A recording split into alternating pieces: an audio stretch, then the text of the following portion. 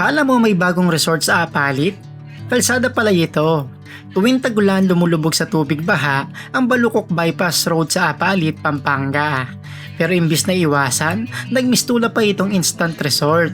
Dinadayo ng ilan para mangisda, magbanding at magtampisaw sa baha. Parang outing na walang entrance fee.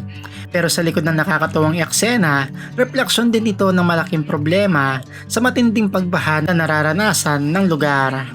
Kaya tara, samahan nyo kami at muli nating bibisitahin ang Balukok Bypass Road dito sa Apalit, Pampanga. Kuya, marami na huli. Ano pa yung mga nahuli nyo dyan? Puro tilapia. Ay, dami pala oh. Dami namimingwit dito oh. Nagbaon na sila ng mga tanghalian nila. Dito na kumakain. Dito, ragasa din yung tubig mula dito sa may tubig baha patawid ng Balukok Bypass Road oh. Oh, may dala pa sila mga lamesa oh. Mukhang magpipiknik sila dito sa mga tubigan. Daming tao doon no. Imagine magtatanghaling tapat. Pero napakaraming tao dito sa may bypass road ng Balukok. Ang sarap ng ligo ng mga bata oh. Saya dito, naging resort na yung lugar. Ang daming tao.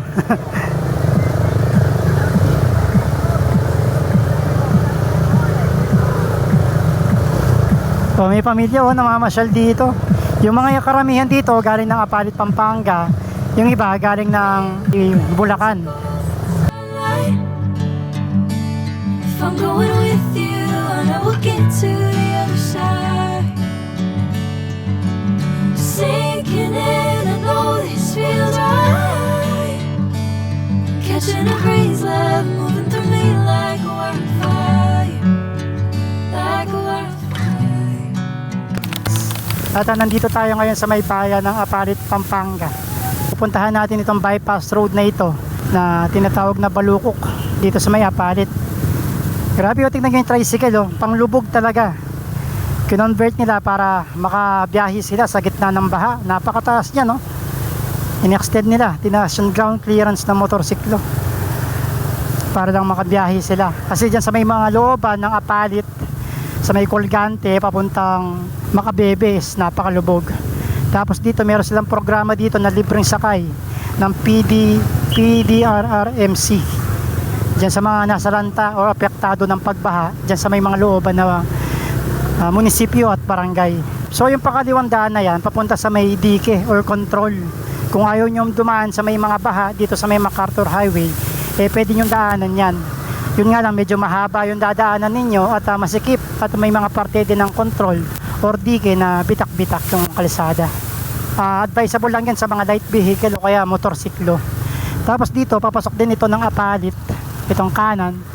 Dadaanan dyan yung Colgante, papasok ng Macabebe at papuntang Masantol, Pampanga. So tayo, diretso tayo dito dahil nga yung sadya natin is yung Balukok Bypass Road dito sa may Apalit, Pampanga. At napagalaman din natin na isa din ito sa mga lumulubog na bypass road dito sa may Pampanga. At dinadayo din ng karamihan para maligo at magtampisaw dyan sa may tubig baha. So aalamin natin kung ano yung kalagayan, yung itsura at sitwasyon nitong bypass road ng Apalit, Pampanga. So babaybayin lang natin ito hanggang marating natin yung Sulipan Bridge at tatawid tayo doon. Ayun o, taas ng motor ni kuya oh, grabe. Ang forma oh. Walang sinabing enduro. Enduro na enduro. Ewan ko na kung malubog ka pa sa baha dyan. Galing oh. Kayang-kaya hanggang kalagpas baywang na baha. Ang ganyang klaseng modified na tricycle. Ayan, buntutan lang natin para makita natin ng malapitan. Taas oh. Ganda.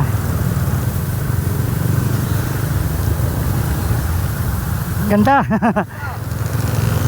Walang kalubog. Ayan, so pagdating dito, ito na yung paakyat ng Sulipan Bridge ng Apalit, Pampanga. Daan na yan, yung pakanan kung saan pupunta yung mga van na yan ay papunta sa mahabang dike yan, papasok ng Masantol sa may barangay May Sulaw, San Miguel at papasok din ng Macabebe, dyan sa may Consuelo Macabebe, Pampanga, yung tinatawag na Hidden Beach ng Pampanga. Ayan, so akyat lang tayo ng Sulipan Bridge. Tatawid tayo dito. So bali ito na yung boundary no? Halos boundary na ng Pampanga at Bulacan, itong tulay na to. Dahil tatawid to mismo sa may Pampanga River. Pero may parte pa din ng Pampanga, mga barangay ng Pampanga dyan sa may lugar. Sa diretso.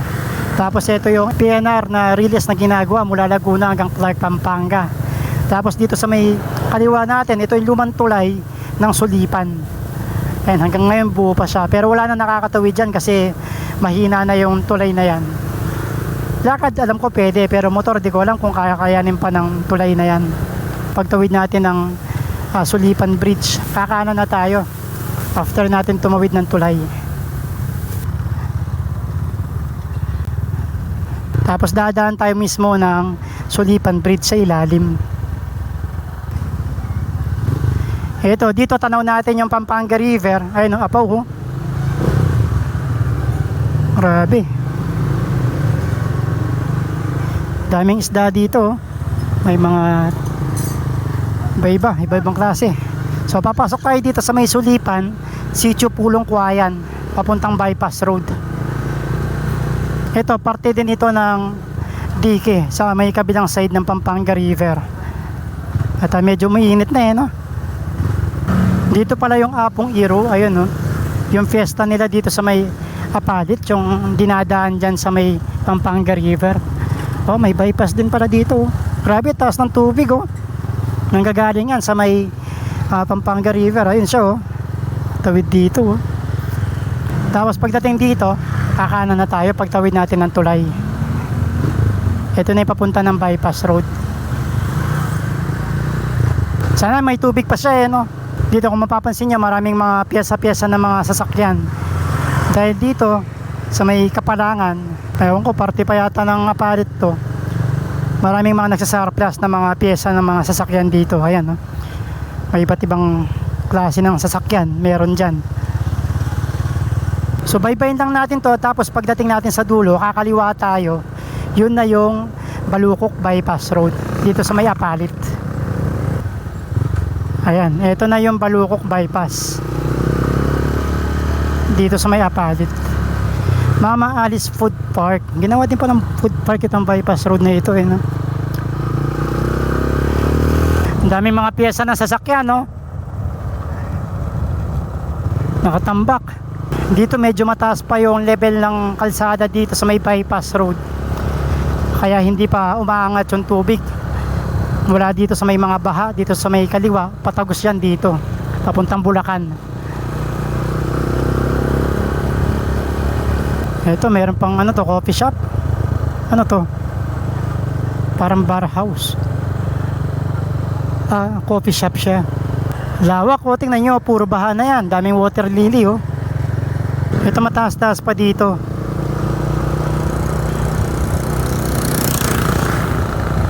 Grabe, puro tubig oh. Kapag summer season, itong puro tubigan na to na nasa paligid natin is puro palayan yan, taniman ng mga magsasaka. Eh ngayon nagmistula siyang parang dagat dahil sa tubig ulan. Tatanong tayo dito kay Manong. Kuya, passable ba yung daan dito pa tawid ng San Simon? Yung tulay? Muna dito sa Sinala. Oo, pero passable siya. Makakatawid kami, no? Sige kuya, thank you. Dito lubog ba yung bypass road dito? Hanggang saan yung lalim? Yung lalim ng tubig hanggang saan po? Mababaw lang. Mababaw lang. Mataas yan. Oo, sige, sige. Sige kuya, salamat po.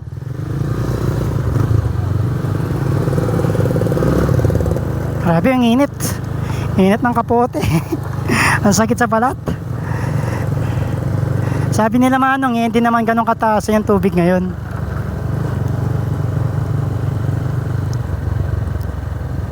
Ito, lubog dito. Ayan, kailangan mabanlaw yung mga sapatos natin, bota. Kasi ang init eh.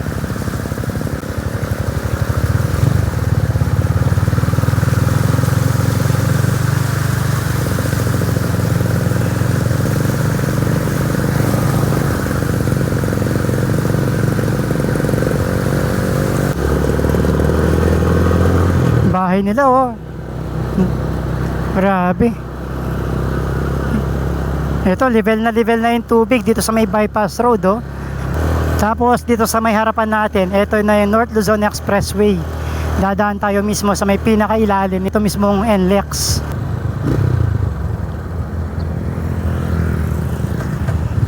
Dati na pwedeng motorin yan palabas ng San Miguel kung hindi ako nagkakamali. Ngayon, no, lubog na siya sa tubig. Ngayon, puro tubig na siya. Dati nakapagbisikleta kami dyan eh. Ngayon, lubog na siya, oh.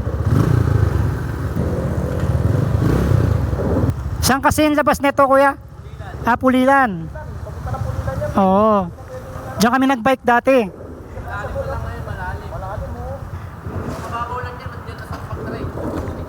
Oo, putik. Yung palang daanan dito papuntang San Simon, pwede kami tumawid ng tulay palabas ng control. Saan kami dadaan nun? San Simon. Oo, tapos tatawid kami ng tulay papuntang kabilang control. Kansinala po. Kansinal? Pagtatanong lang namin doon. Hindi, ikot lang kami kasi baha yung MacArthur eh. Para di na kami bumalik. Ha? Ang lalim ng tubig. Yung bang ano, yung nasa Facebook, yung San Miguel na pinapaliguan, saan banda yun? Yung pa po yun. Sa Candaba pa po yun. Candaba pa yun. Pero pwede kami dumaan dito, papunta doon? Kaso di kami makakatawid, no? Malalim. Babalik lang din.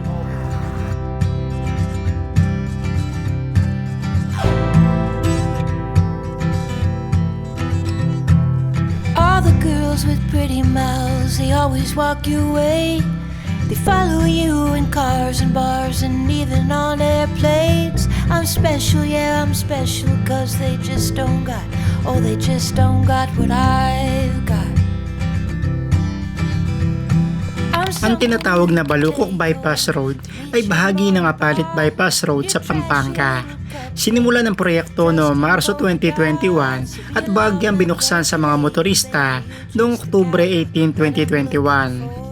Ang documented stretch nito ay humigit kumulang 3.326 kilometers 4-lane road na dumadaan sa Balukok, Kansinala at Tabuyok.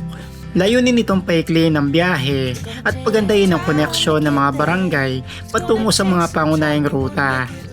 Pero tuwing malakas ang ulan, lubog sa tubig ang ilang bahagi nito. Kaya minsan, ang dating daanan ay nagiging parang swimming spot na siya naman dinadayo ng karamihan upang magtampisaw sa tubig baha. Isang bypass road na ginawa para mapabilis ang biyahe, pero kapag tagulan, baha ang kalaban. Yeah, I found you outside, baby, you know I found you standing in the rain.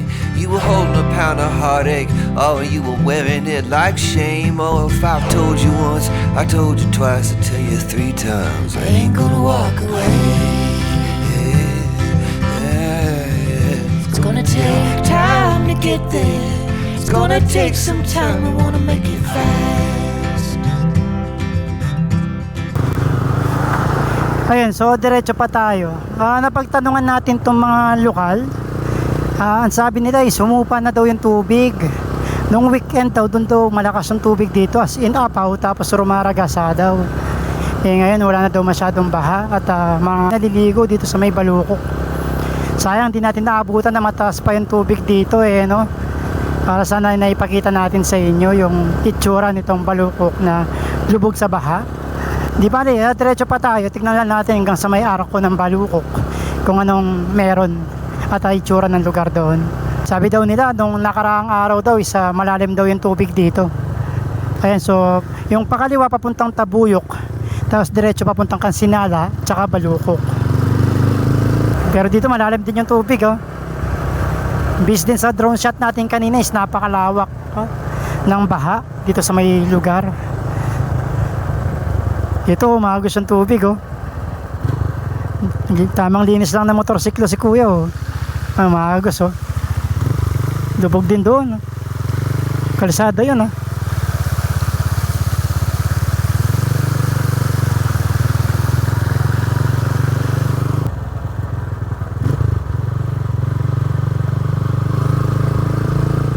dito malalim,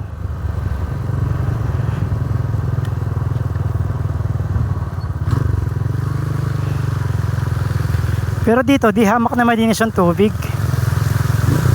Kumpara kanina sa may MacArthur Highway na napakadumi ng tubig, kulay itim.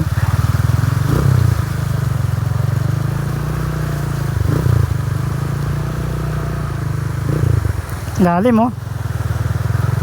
May mga naliligo pa.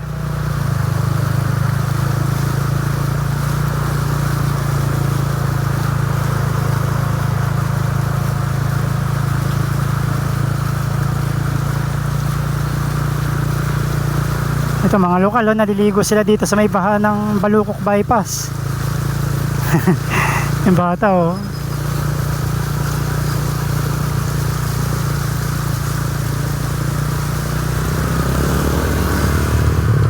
Dito sa may kalayuan nakikita natin yung silhouette nito Mount Arayat. Dito medyo mababa na yung tubig, pero dito mataas, so sa may kanan natin.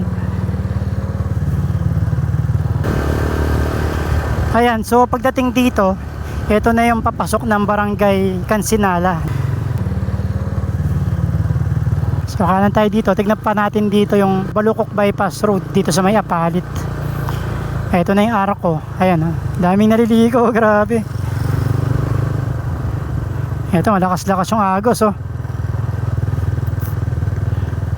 Mga bata, oh, nakaliligo sa ilog, oh.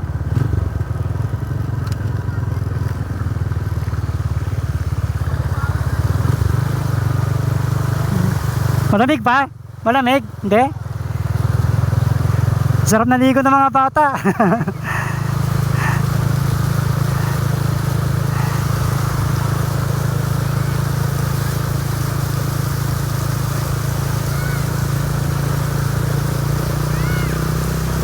Babad na babad yung mga bata, oh, kahit tanghaling tapat. Ito, oh, sa shot pa sila. Ayos. Tamang shot lang sa tubig habang nakababad. Ayan, tapos ito na yung barangay Balukok. Dito daming mga nangingisda rin, no? Ragasa pa rin tubig dito, oh. Lakas.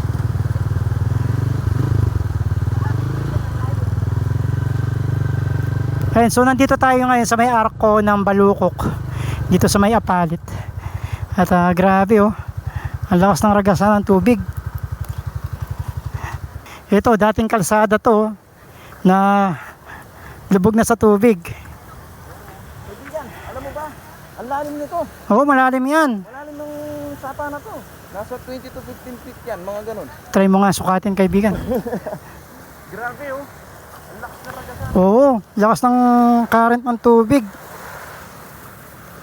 Ayun, may mga naliligo pa dito. Nasira na rin yung daanan dito, patagos doon sa may kabila. Ang ganda ng pwesto nila doon, no? Nakasilong sila. Tapos dito maraming mga nangingisda. Grabe, no? Napakalakas ng pwersa ng tubig.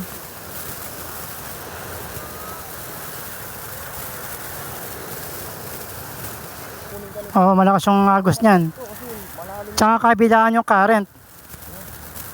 Madami kayo nahuling isda dyan? Madami kayo nahuli? Ano magandang daanan dito, te? Sa may Kasinala, papuntang San Simon, o dito sa may kabila? Ay, hindi kayo taga dito?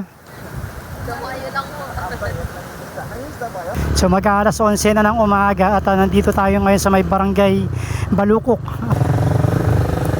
Ito, madami nangingisda dito. Kuya, marami na huli. Ano pa yung mga nahuli nyo dyan? Puro tilapia. Ay, dami pala, oh. Puro tilapia. Oh, dami namimingwit dito, oh. Nagbawa na sila ng mga tanghalian nila. Dito na kumakain. Dito, ragasa din yung tubig mula dito sa may tubig baha patawid ng Balukok Bypass Road, oh. So babaybayin lang natin to hanggang makarating tayo doon sa may eskwelahan. Then papasok tayo papuntang Guyong. Oh, may dala pa sila mga lamesa, oh. Mukhang magpipiknik sila dito sa mga tubigan. Daming tao doon, no? Imagine magtatanghaling tapat. Pero napakaraming tao dito sa may bypass road ng Balukok.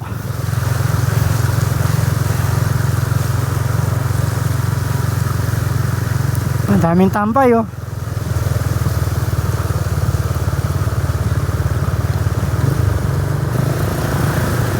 Ang dami palang tao dito. Lakas din ng agos ng tubig, oh.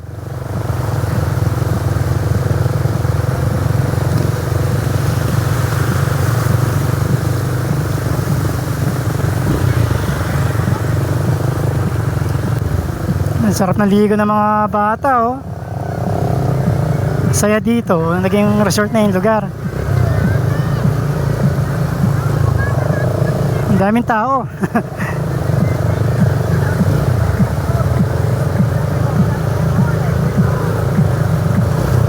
Oh, may pamilya, oh, namamasyal dito. Yung mga karamihan dito galing ng Apalit, Pampanga. Yung iba galing ng tawag dito sa may Bulacan.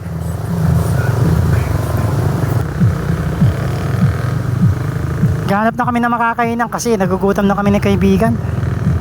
Imagine magtatanghaling tapat pa lang pero ang dami ng tao dito. Paano pa kaya kung umaga or hapon yung kasalukuyang mataas yung tubig kapag low tide na?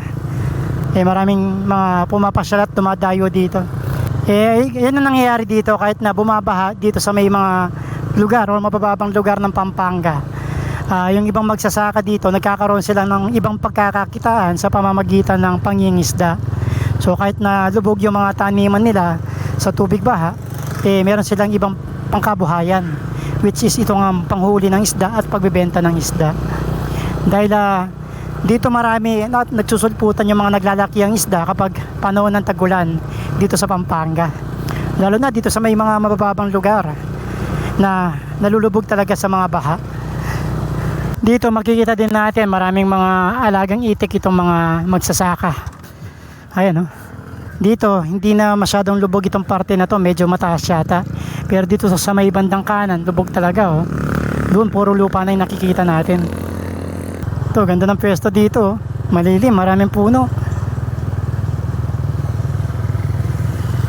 Oh, wala nang baha dito, oh. Humupa na yung tubig. Dito wala nang baha dito, mataas na yung lugar dito. Parang summer lang, oh. Wala nang mga baha-baha. Doon lang parte sa may bandang entrada ng Balukok yung pinakabahang parte ng lugar. Kasi lubos na napakababa ng lugar na yun. Dito makikita natin may mga signage, yung diretso papuntang Balukok at Pulilan. Tapos pag kumanan ka dito papuntang Banag. Di ko alam kung anong parte ng lugar, munisipyo yung Banag. Ayun, galing kami doon kanina, meron kami nadaanan na kainan dito. Sakto, gutom na kami ni kaibigan para makakain na tayo. Ayun kaibigan, may pares, may mani, may goto, may halo-halo. Oh, kompleto. Ayan, so pagdating dito sa may kahabaan ng Balukok Bypass Road, meron kami nadaanan na kainan. Sakto, gutom na kami ni kaibigan. Bago namin pagpatuloy itong biyahe namin palabas ng San Luis, kain muna tayo. Dito tayo sa may 6 Plates branch, ayan, Silog All Everyday. Magandang umaga po. Ano pong masarap na pwede nyong i-offer po sa amin? Ano po yung best seller ninyo dito, Nay? Tapa. Ikaw kaibigan, ano gusto mo? Tapa. O, 2 tapa po, Nay. Ayun, so meron daw silang tapang baka dito. Ayun, tapang baka at saka tapang kabayo. Baka yun sa'yo? O, kabayo po yung akin, Nay. Para magtikimon po kami kung anong masarap sa dalawa. Ayun, so pagdating natin dito sa may kahabaan nitong Balukok Bypass Road, nagpasyon na kami ni kaibigan na kumain muna ng tanghalian. So, order ako ng tapa ng kabayo. Ikaw tapa ng baka. Yeah, beef tapa. So sabi nila ate, itong parte daw ito ng Balukok, hindi daw lumulubog dito kumpara dun sa may dinaanan natin kanina na maraming tao. So dito, kahit na malakas daw yung ulan, hindi daw sila nalulubog sa baha.